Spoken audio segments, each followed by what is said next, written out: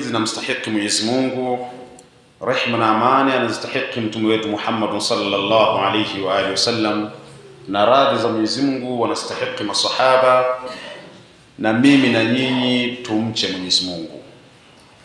Taban ayuha sada al-akhwa al-ahibbatu al-ghawali, ndugu zangu, watu wa maana kabisa, watu wa muhimu, naomba tuelekee moja kwa moja kwenye hutuba yetu ya leo, Aljumaa ya pili ndani ya mwezi wa Dhulhijja, leo ikiwa ni tarikhi maalum kabisa ambayo kila mmoja anaijua, ni tarikhi ya 14 tangu mwezi tunao.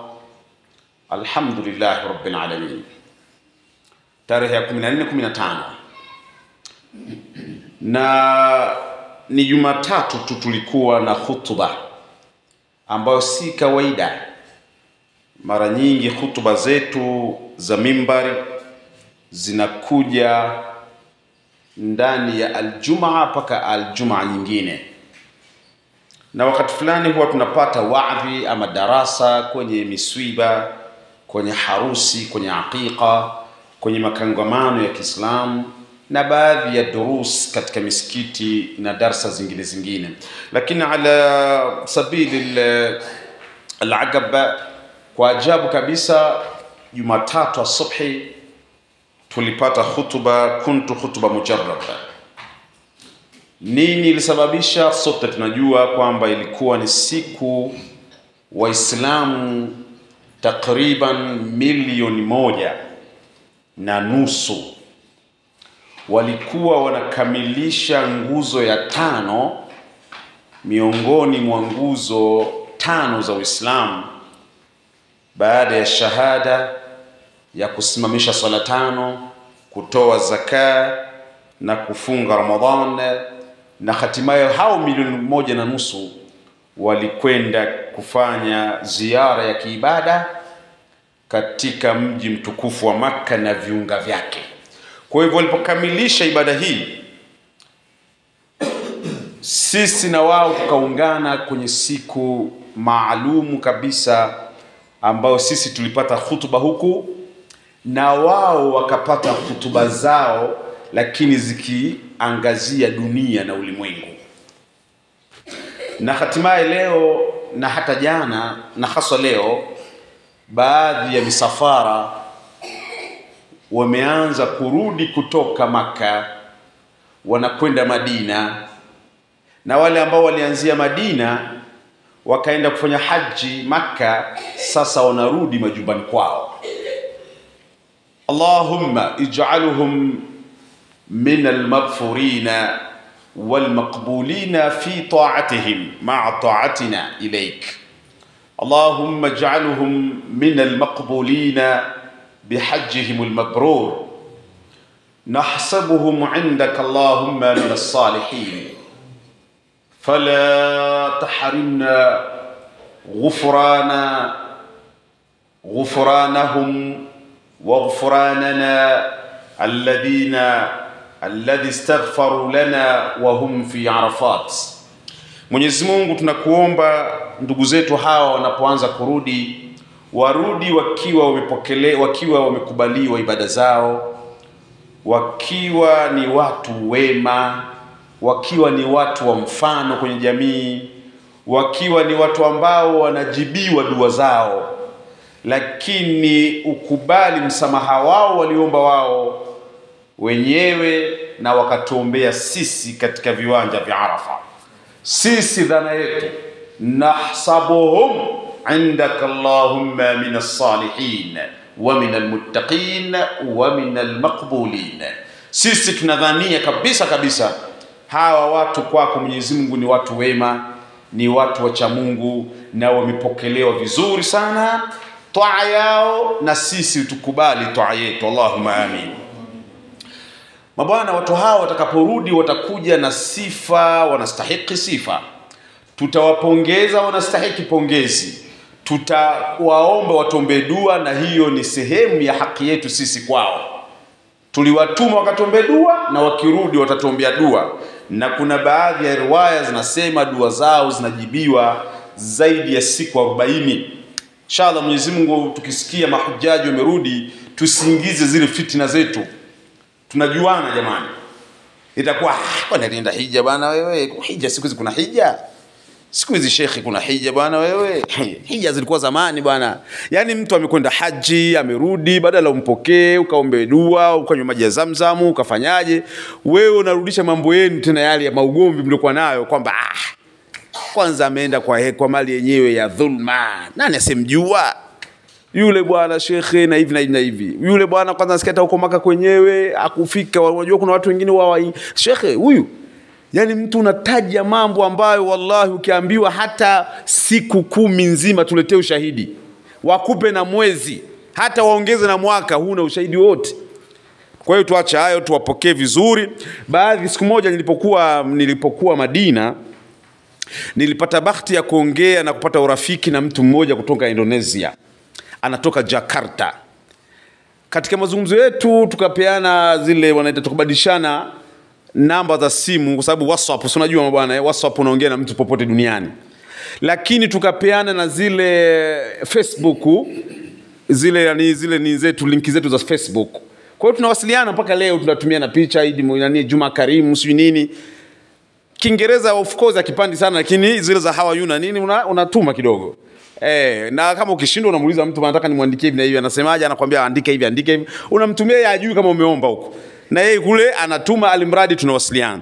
Katika mazungumzo yetu akasema sisi Indonesia mahujaji kwanza ni wengi sana, ni zaidi ya 200,000, 1,500,000, 300,000 wakati fulani. Ni wengi sana tofauti na sisi Tanzania 3,000, 4,000, 5,000. Akasema sisi tukirudi huwa ni sherehe za nchi. Nchi inashareheka na wanapewa ile wanaita water salute. Kuna kitu kinaitwa water salute. Yaani ndege ikiwa mpya huwa zikifika kwenye mashirika yake yale imepokelewa, huwa inapokelewa wanasema na water salute, yani salamu ile ya maji, yanamwagiwa maji kama kupewa heshima ndege mingine. Mnaonaga nyinyi ndege zinafanywa mambo hayo. Sasa wale wa Indonesia wanaposhuka wenyewe kutoka hija, serikali huwa inatoa water salute, yani wanamwagiwa maji yale kama mashujaa wa nchi wamerudi. Kama mashujaa wa nchi wamerudi, water salute inapigwa pale. Akhalafu wakitoka pale moja kwa moja wanapelekwa Ikulu. Wanakwenda kufanya dua ya kwanza ya mahujaji wa Indonesia, inafanyiwa Ikulu, kwa sababu watu wanaamini hawa ni watu wasiokuwa na dhambi, wamesamehewa madhambi yao, wamekuwa kama watoto, wametoka kabla hawajafanya jambo lolote la vituko mjini. Waiombee nchi kwanza. Wanaiombea nchi amani, rahaa, maisha mazuri. Wanaiombea watu kupendana, wanaiombea uzalendo, wanaomba viongozi wao salama, wanaiepusha nchi isiwe na majanga, isipatwe na mambo ya tsunami, mambo ya maupepo, sio hidaya, sio akina nani, almuradi na majanga mengine ya ukame na kadhalika. Inaombwa dua. Na misafara inaendelea na kesho hivyo hivyo, na misafara itaingia usiku hivyo hivyo, na mpaka mahujaji wa mwisho kabisa wanapokelewa kwenye maeneo yao huko, kama ni mikoani, kwenye majimbo yao, kote huko wanafanya dua, wanapewa heshima kubwa. Water salute ni jambo zito shekhi. Alifanywa tu kwamba mtu ametokea tu mchawa fulani na yeye kashuka kwenye ndege anafanyiwa. La, akhi alhabib alhabib almahbub. Kwa hiyo bwana, nilikuwa nataka niwakumbushe kwamba tutumie ni fursa ya mahujaji wakianza kurudi, sisi tuwaombe dua Mwenyezi Mungu awafikishe salama. Usafiri wa ndege ni katika usafiri ambao una mashaka kidogo. Kwa hivyo mtu na wengi wao wanakuwa sio wasafiri sana. Kwa hivyo kunakuwa na wasiwasi mwingi. Mwenyezi Mungu awarudishe salama insha Allah, na kadhalika na sisi atukubalie ibada zetu. Sasa mabwana, wakati tukiendelea kutafakari mambo ya haji na mambo ya Eid ya kuchinja, ghafla tumekutanizwa na jambo ambalo tuliliongea siku ya Eid. Na leo kwa kuweka kumbukumbu vizuri, kwa sababu siku ya Eid hatakuwa na kumbukumbu ya kuhifadhi, naomba kwa heshima na adabu zenu na adabu yangu kwenu mnikubalie nirudie baadhi ya mambo kwa sababu pia ni munasaba kabisa. Dakika zangu kama 5-10 hivi naomba mnisikilize vizuri. Tunauzungumza Uislamu na Uislamu unatuzungumza sisi. Sisi tuuzungumze Uislamu na Uislamu utuzungumzie sisi tunaoishi. Mtume sallallahu alayhi wa alihi wasallam, walbakhilu man la yusalla alayhi sallu ala habibikum. Mtume alipokuwa katika viwanja vya Arafa alitoa hutuba ya kitarikhi, ya kihistoria. Hutuba ambayo inaishi tangu siku hiyo ila an yaritha Allahu al-ardha wa man alayha, mpaka Mungu ataiondoa hii dunia. Hutuba ni kama imetolewa leo.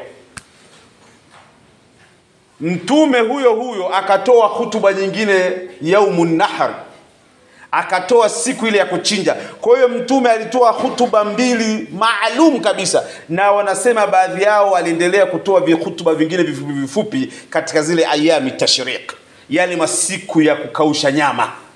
Bado mtume aliendelea kutoa pia hutuba zingine ndogo ndogo, na ndio maana hutuba zile utazikuta rawa ana Abi Huraira, utakuta an Ma'mar, utakuta an Abi Talha al-Ansari, utakuta sijui an Ibn Abbas. Ni hutuba ambazo zimepokelewa na maswahaba tofauti tofauti, na kila sahaba anaongea jambo kama mwenzie hajaliongea vizuri. Ni kwa sababu mtume alitoa hutuba ya kwanza, akhalafu hutuba ya pili akakazia maarifa ile ya kwanza, akaongezea na kidogo nyama fulani na nyingine tena vidogo. Kwa hivyo hutuba maarufu kabisa ni hutuba mbili. Na katika hutuba hizo mtume sallallahu alayhi wa alihi wasallam alipokuwa anaongea, maswahaba, kwa sababu alivyoanza kuna watu wenye lubu, wenye macho ya 3 na 4 na 5 waliona sasa mtume anakufa.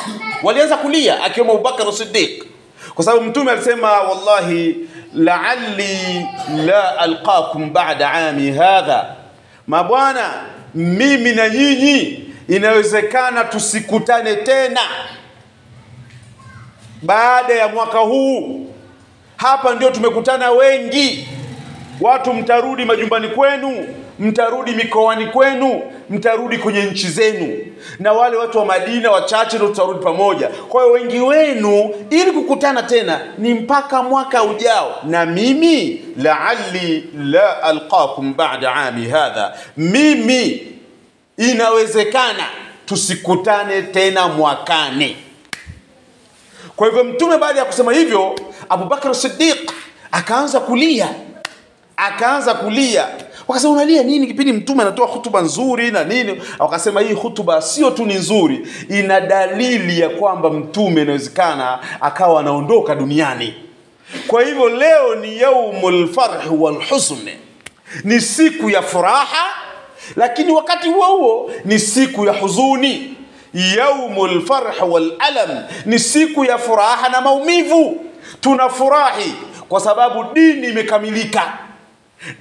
imekamilika, kwa sababu ndani ya maeneo yale ilishuka aya inayosema al-yawma akmaltu lakum dinakum wa atmamtu alaykum ni'mati wa raditu lakum al-islam dina.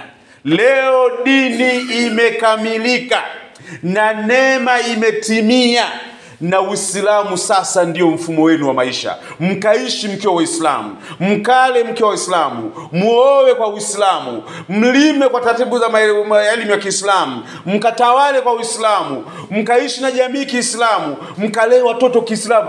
Kila kitu kwenye Uislamu kimekamilika.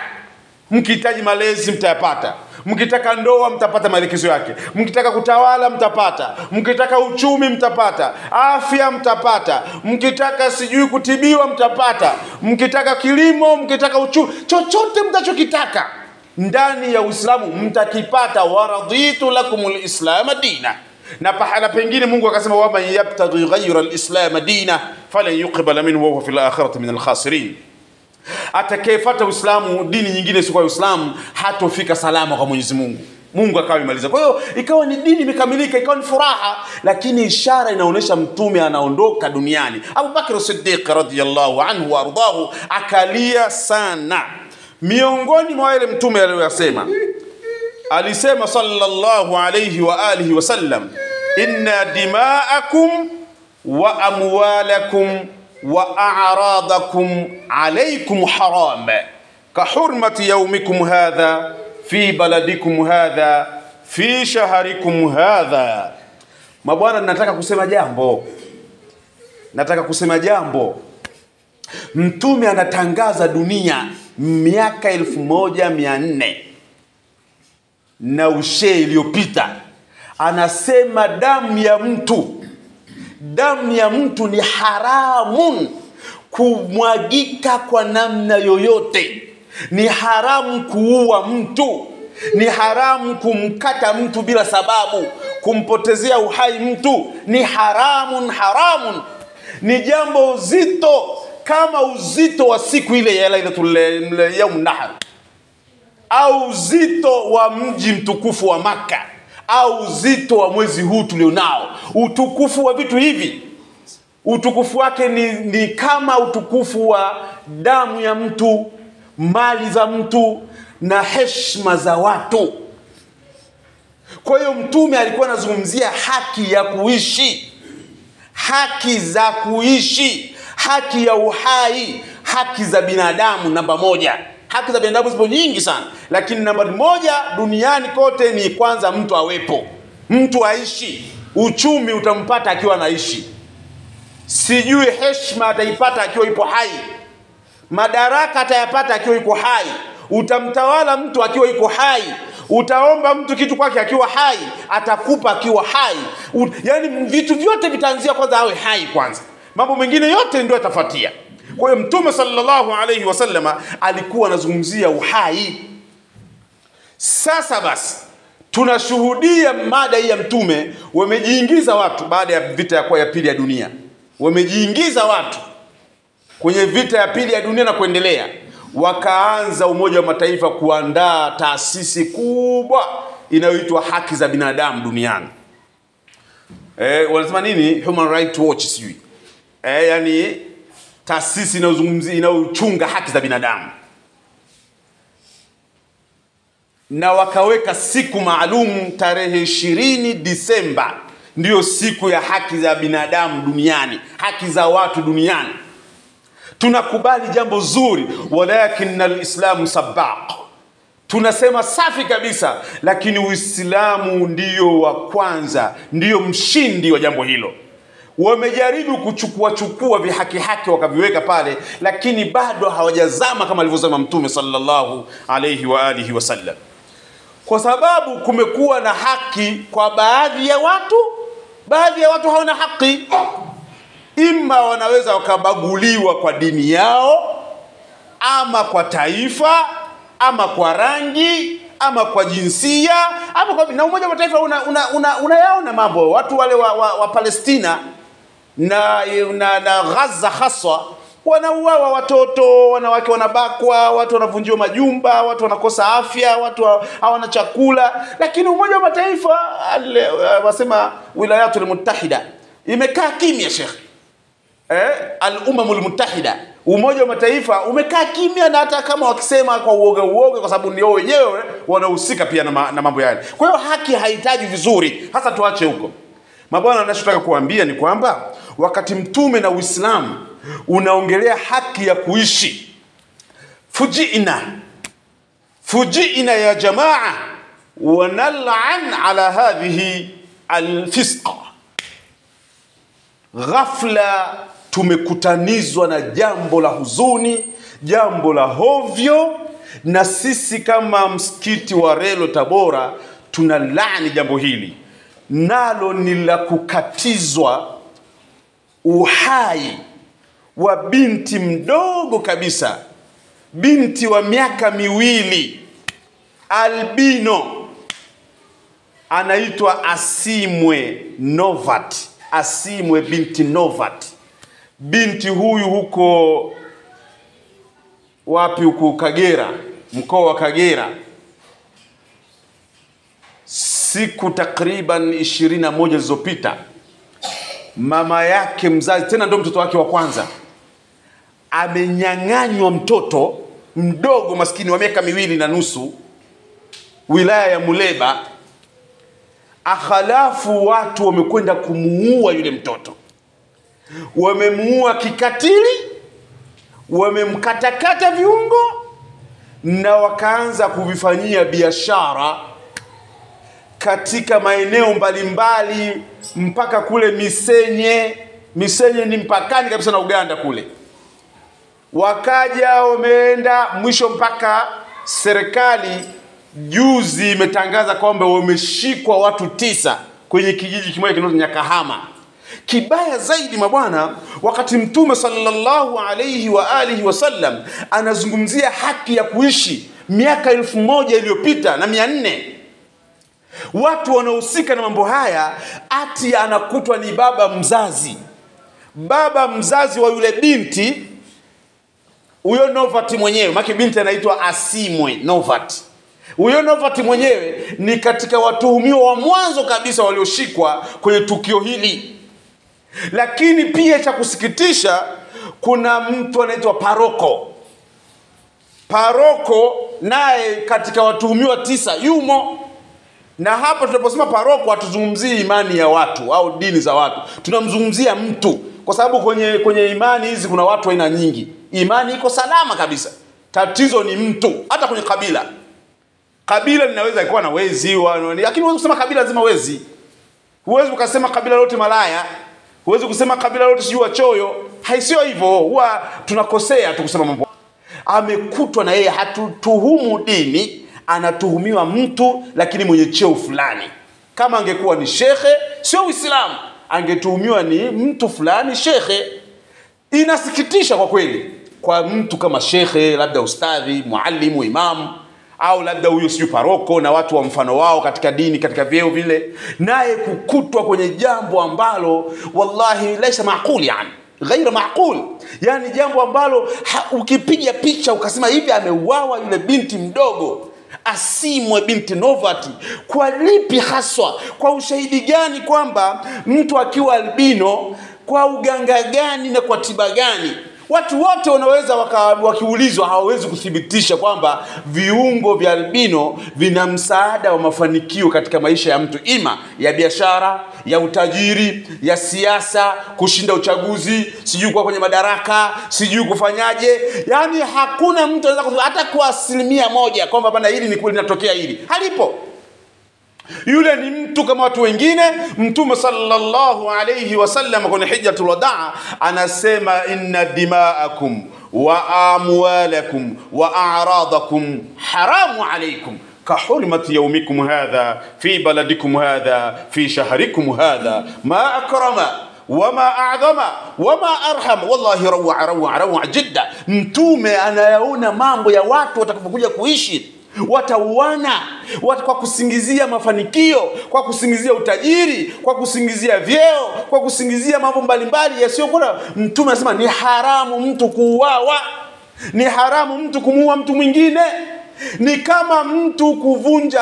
Yani Mtume kuna pahala amekwenda mbali zaidi. Mtume amesema la hadamul Kaaba ahwanu inda Allah, la hadamul Kaaba hajaran ahwanu inda Allah. Hii hadithi ni Abu Buraida, tena ani Ibn Abbas, amana ana Abi Hurairah, rawahu Tirmidhi, hadithi 1398.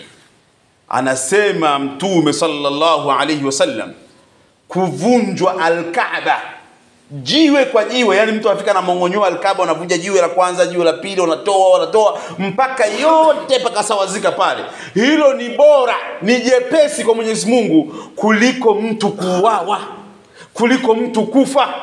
Sasa haya mambo mabwana katika nchi yetu yanatoka wapi? Kwanza ilikuwa imeisha, imekuja sana huko nyuma, miaka 5-6 iliyopita mpaka miaka 10 iliyopita, yalikuja kwa kasi kubwa sana. Watu wakao mshike, watu wakatafuta tena na taasisi za kupigia hela, watu wakapanda mandege kujifanya wanatetea haki za albino, wenye kwenda Ulaya wakaenda, wenye kufungua mitaji wakafungua, wakafanya shughuli, ikawa ni kama bila sasa ni sehemu tena ya watu kunufaika. limekwenda hilo.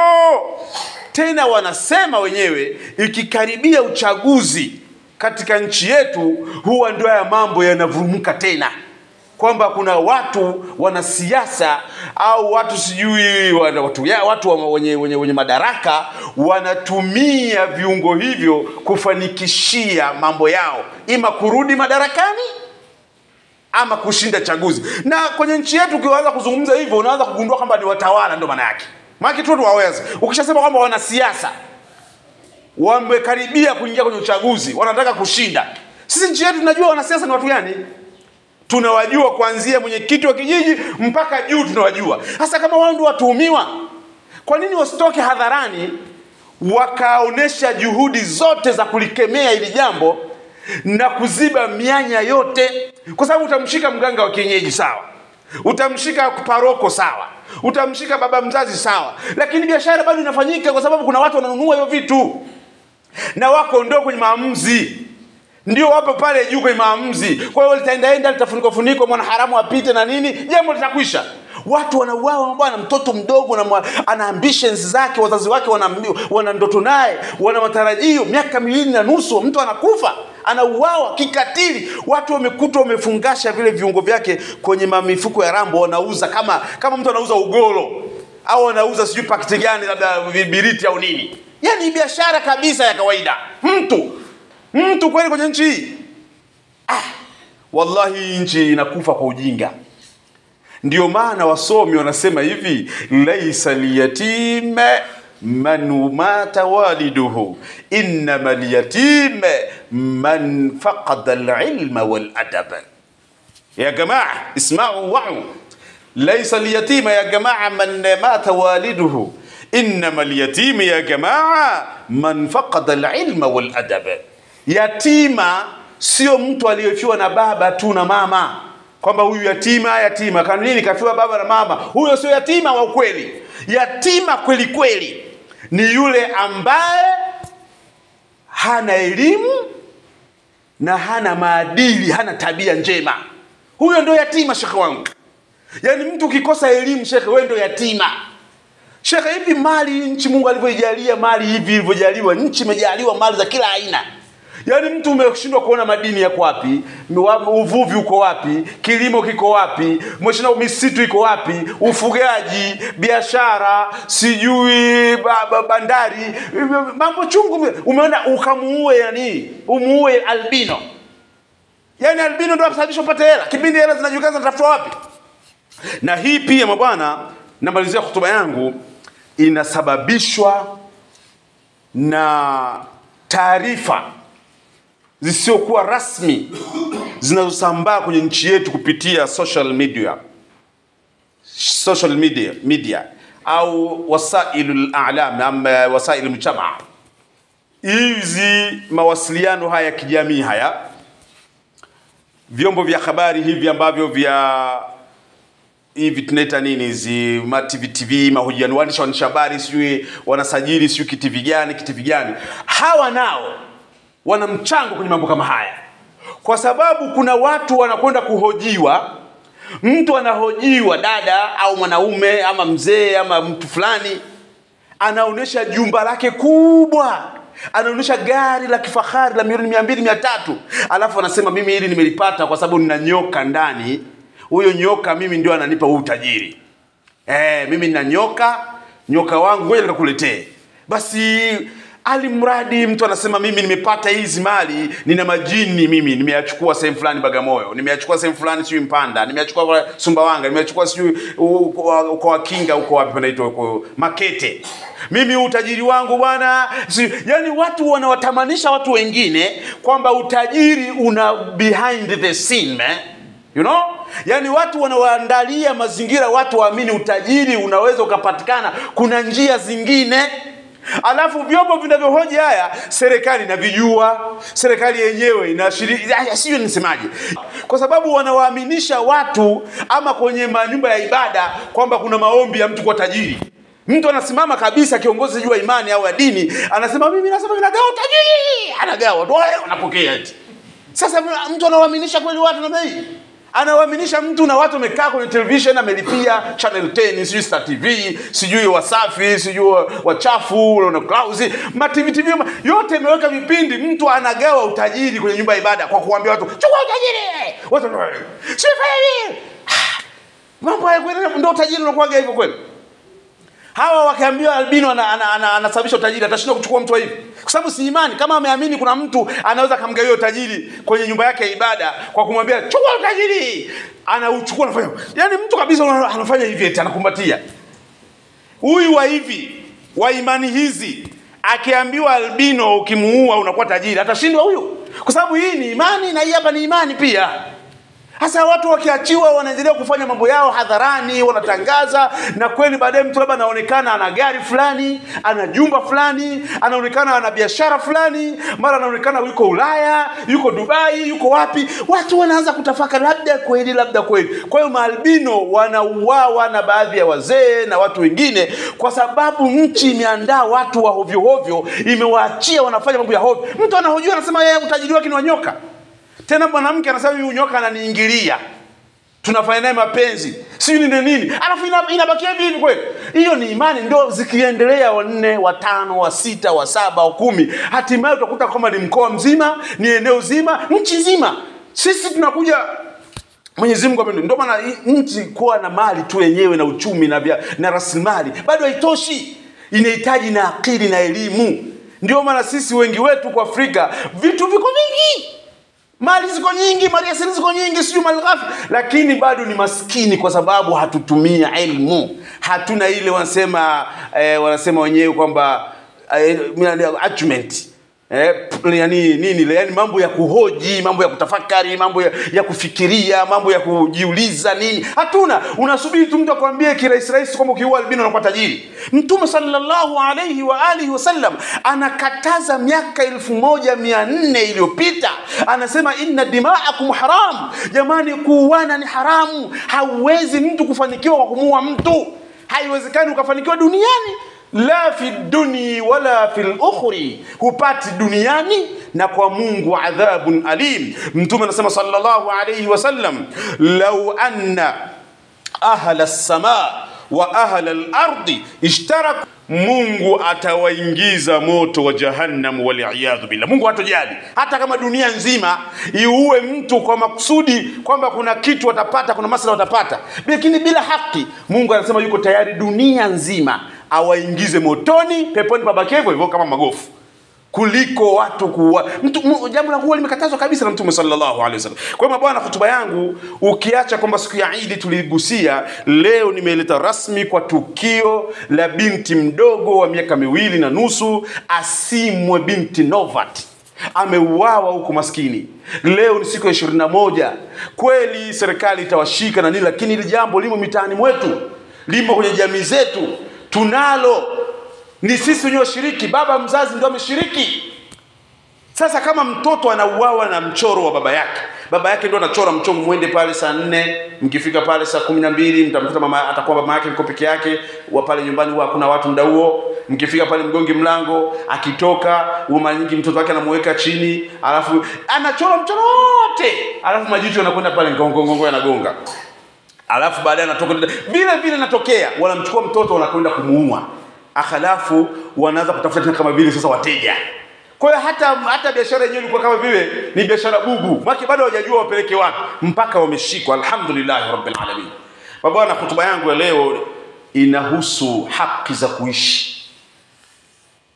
Mtume sallallahu alayhi wa alihi wasallam anasema katika hotuba hiyo, anasema inna rabbakum wahid, hakika nyinyi wote Mungu wenu ni mmoja. Wadinun wahid wa abun wahid, na nyinyi wote baba yenu ni mmoja. La fadlu al-arabiy ala al-ajami, hakuna ubora wa mtu Mwarabu kwa asiyekuwa Mwarabu.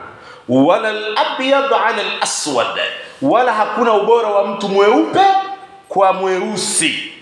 Wala hakuna ubora wa mwanamke kwa mwanaume, au mwanaume kwa mwanamke, au mtoto kwa mzee, au mzee kwa mtoto. Wote hawa, inna akramakum inda Allahi atqakum, hakika mbora kuliko nyote kama yupo basi ni yule ambaye ni mcha Mungu. Na ucha Mungu ni siri ya mtu. Siwezi mimi kukwambia wewe mimi mcha Mungu, wala siwezi kukwambia wewe mcha Mungu. Ucha Mungu wako na wakwangu anajua ni Mungu. Kwa hiyo sisi wote tuko sawa. Sisi wote tuko sawa. Ni watu huru na tuko sawa. Hakuna sijui albino asiyekuwa albino. Hakuna cha mtu sijui mweupe na mweusi. Hakuna sijui wa kabila gani. Hakuna wa nchi hii na nchi ya kule. Hakuna wa bara hili na bara. Hakuna. Inna akramakum inda Allahi atqakum, hakika mheshimiwa kati yenu wa maana zaidi kati yenu ni mcha Mungu. Na ucha Mungu ni jambo la kimungu hivyo hivyo. Mungu ndo anajua. Mabwana, hutuba yangu muibebe na muiume kwa magego. Haya mambo yanafanyika ni mabaya sana. Kama una fununu yoyote, kama una taarifa yoyote, tafadhali ipeleke mapema kabla jambo halijatokea kwa ndugu zetu maalbino na watu wengine ambao wanauawa. Kuna watu wanauawa kwa sifa nyingine. Kuna mwingine pia amekosokoswa, amejeruhiwa kule Kahamane wapi hapa pale Geita. Anaitwa Julius Kazungu. Huku makanda ya hivi. Ina matatizo kidogo hii. Nafikiri ni maarifa na imani imekuwa iko katika wakati mgumu sana. يقول تبارك اسمه المجيد رب الأرض والسماء من أجل ذلك كتبنا على بني إسرائيل أنه من قتل نفسا بغير نفس أو فساد في الأرض فكأنما قتل الناس جميعا ومن أحياها فكأنما أحيا الناس جميعا. بارك الله لي ولكم بالقرآن العظيم ونفعني وإياكم بالآيات والذكر الحكيم. أقول ما تسمعون استغفر ربكم واتوب إليه واعلم أن أتيت من ذنبي كمن لا ذنب له توب إلى الله. الحمد لله الذي جعلنا من أهل السنة والصلاة والسلام على من أرسل كمال منا وعلى آله وصحبه الذين حبهم واتبعهم من الجنة من ثم أما بعد.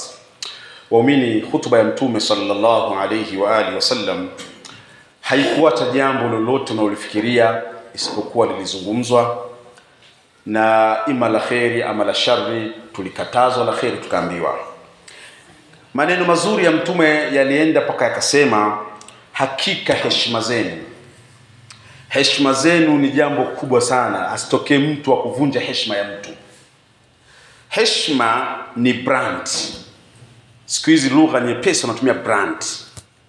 Yaani mtu mpaka unamuona hapo alipofika ameinvesti muda, maarifa, nguvu, nini, hela, fedha na nini, mpaka mtu unamuona ni shekhe.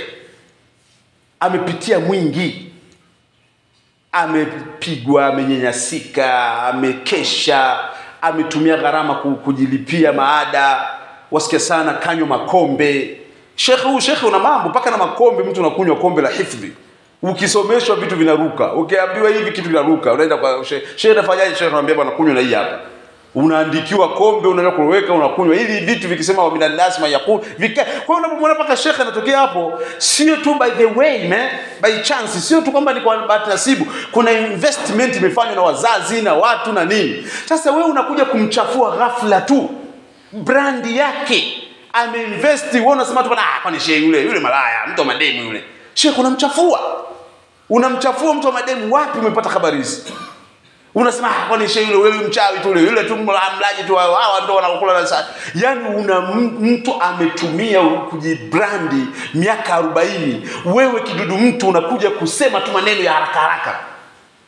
Mtu ana mali, unamuona anamiliki majumba, anamiliki wasikia sana magari, anasomesha watoto wake vizuri, anavaa anapendeza, na mke anawaiva na wajali watoto wake wazazi wake. Wewe unakurupuka tu unasema kwani ni mali zile? Yule bwana anatumia ndagu. Shekhe, mtu amebrand, amejitafuta, amejiweka, amejinini, kajitafuta, kajipata. Wewe kwa hasadi zako na chuki zako na uvivu wako unaamua kumzulia jambo kwamba ana ndagu. Unamzulia kwamba yule ni Freemason.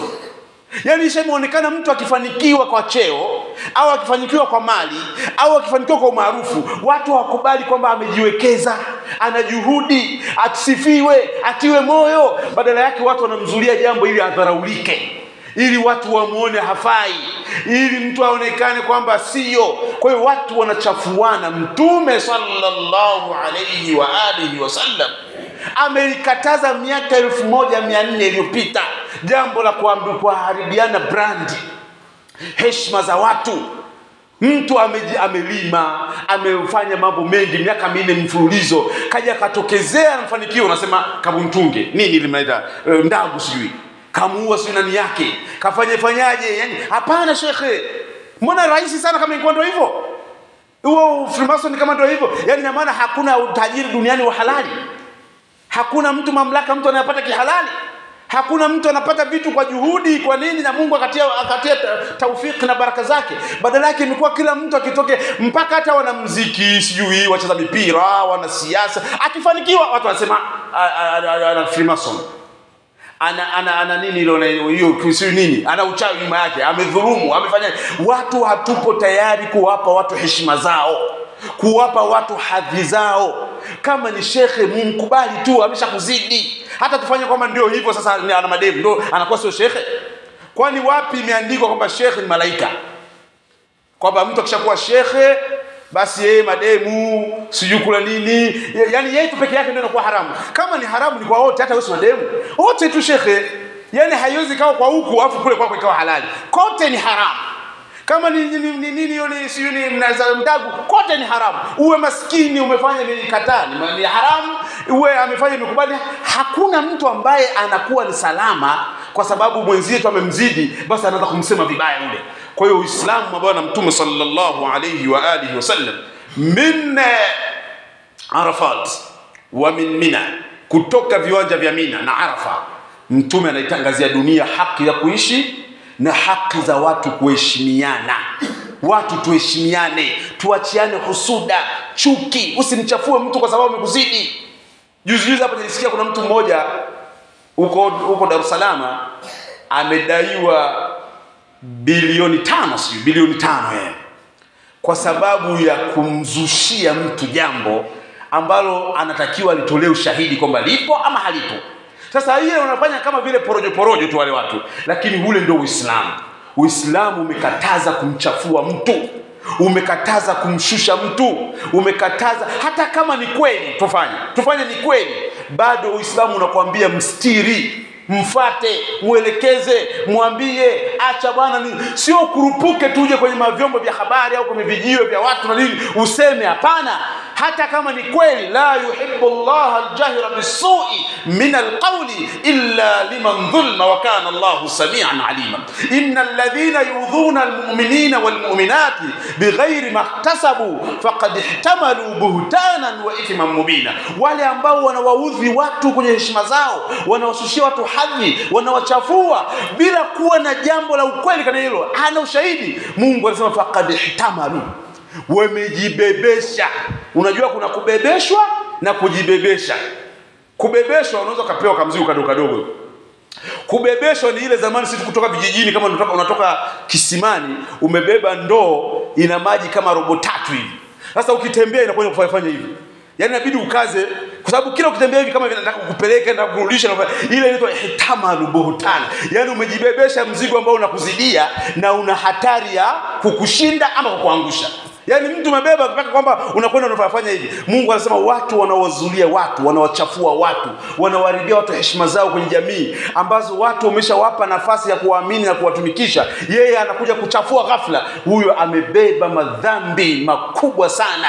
Faqad ihtamalu buhtanan wa ithman mubina. Wamejishushia hadhi na wana dhambi nyingi sana. Mabwana, hotuba yangu ya leo imeongelea mambo mawili.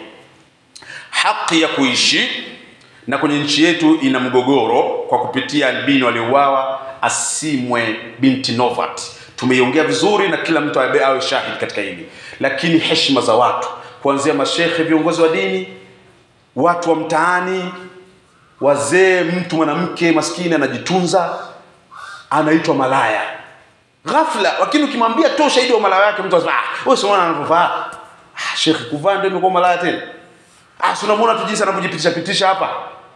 Hilo ndio kwa sababu malaya kwa maana hiyo.